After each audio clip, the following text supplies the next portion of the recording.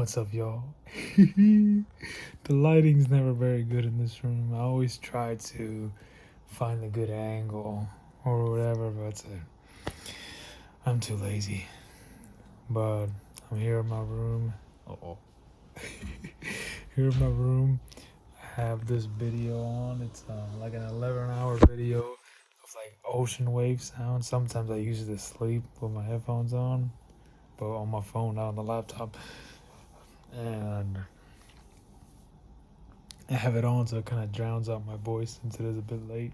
I don't think it's past curfew for my apartment, but it is a bit late. I just don't want to interrupt anybody. But I'm making this video because I wanted to share some ghost stories from my past because I fucking love ghost stories. Personally, I do believe in ghosts.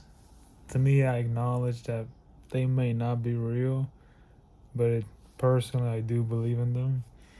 And there are like 4 events in my life that for me is like I truly believe I saw something that wasn't, let's say,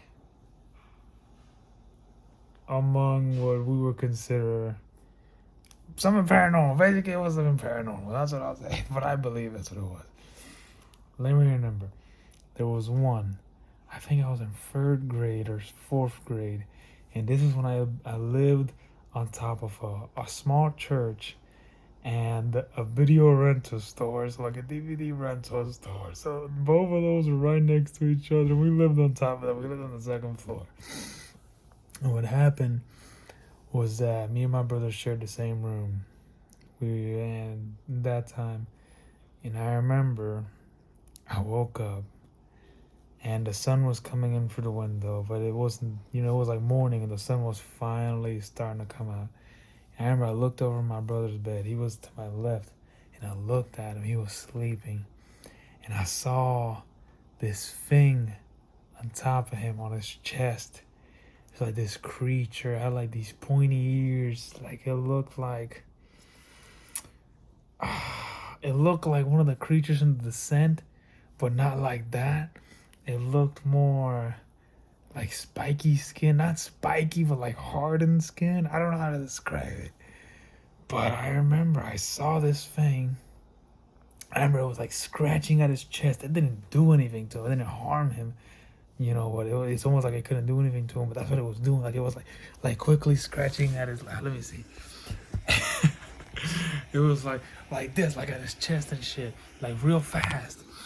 And I was like, what the fuck? And I was like looking at it, and it never looked at me.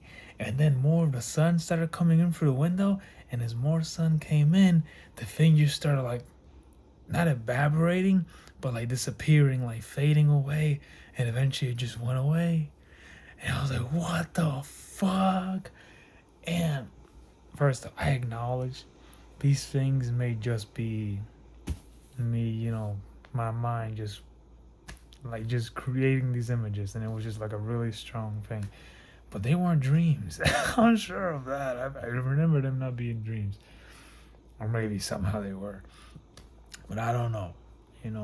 I admit that maybe my mind was like playing tricks on me, or I just very vividly imagined them. But I don't know, man. I think I saw some weird shit that day. There was another one. I remember this was on New Year's. I believe it was my mom. She was carrying me in her arms. And I was like 4 years old. And it was nighttime. And behind my grandma's house, they were building some apartments. Those apartments are already built. They've been built for a long time now. But at that time, when I was that old, they were still building them. I remember, they were building them. There was like this big patch of land of like this rocky area that we would just go to, I think, every year to celebrate New Year's and do other shit sometimes. And that's when we went to watch the fireworks. I remember it was nighttime, and we were going up there. We would walk the dogs over there, my grandma's dogs a lot. But I remember we were going up there, and it was nighttime, and my mom was carrying me, and I looked to some bushes, and I saw a pair of 2 red eyes looking back at me from those bushes. And I was like, what the fuck? I was like, what is that? Like, I didn't tell anybody. I don't think I told anybody that one. I think I told them after. That's a small one, but I remember vividly. It was two red eyes looking back at me.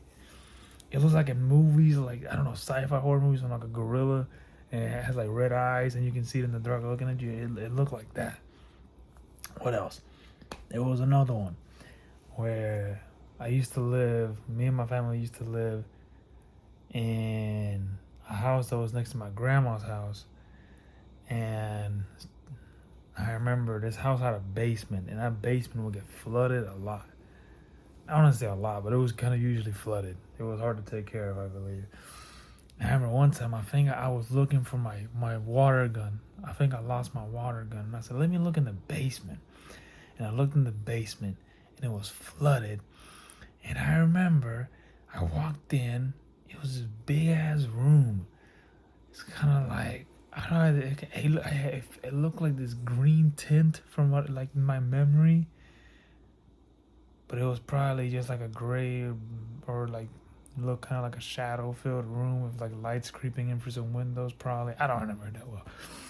And I remember I walked into the room, and there was this giant fucking spider, like giant that could fill up this whole fucking room, probably more.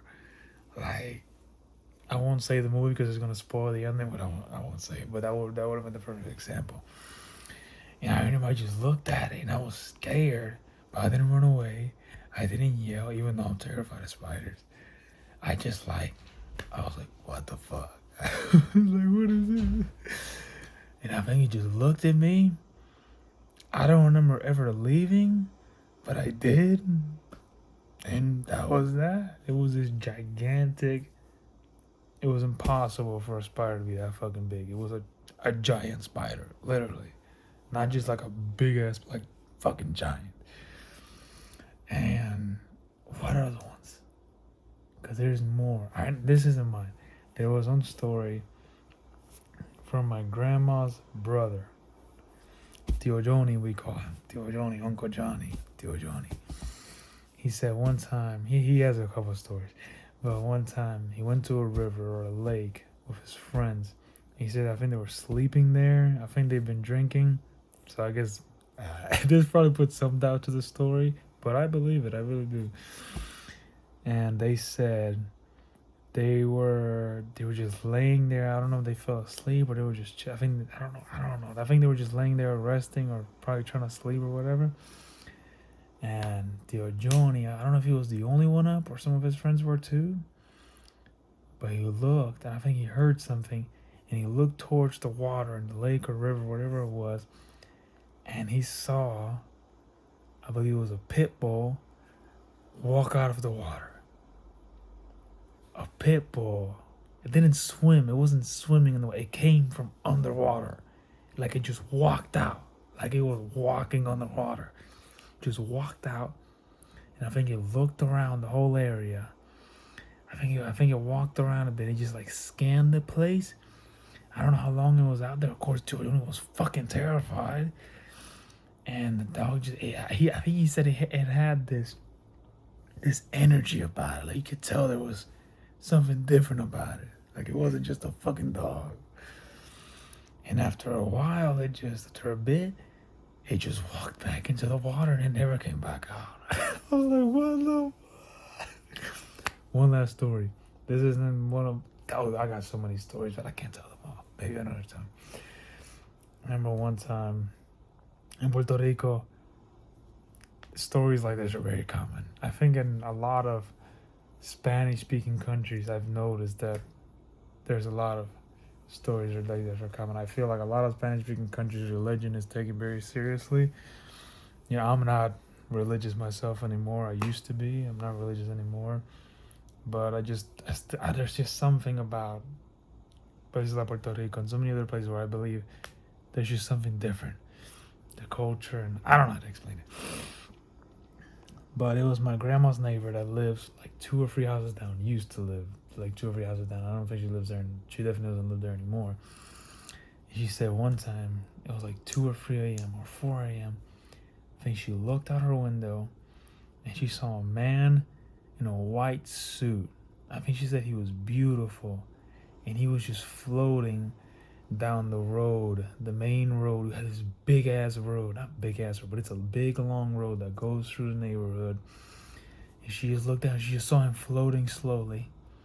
And she said that there was no way for her to know, but she just felt.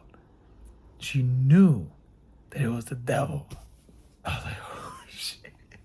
Again, it's like, I'm not gonna say it is, I'm not gonna say it's not. I don't fucking know, I wasn't there. But it's like, I don't know, man. I believe in the paranormal. I believe in spirits. I believe in ghosts. And it's like, I don't know. Who knows? Maybe it was true. It's like, who's to say?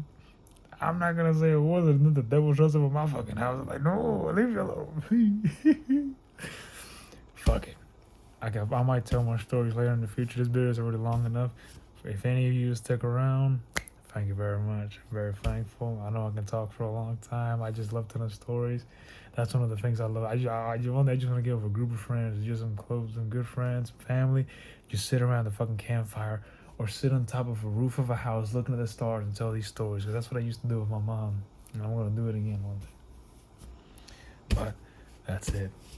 If any of y'all have any weird fucking stories, any paranormal stories, let me know. Either DM me, put it in the comments, send me a message, whatever the fuck. I want to know. Please share. Y'all take care, my friends. I hope y'all are doing well. I hope everything's going well. Take care.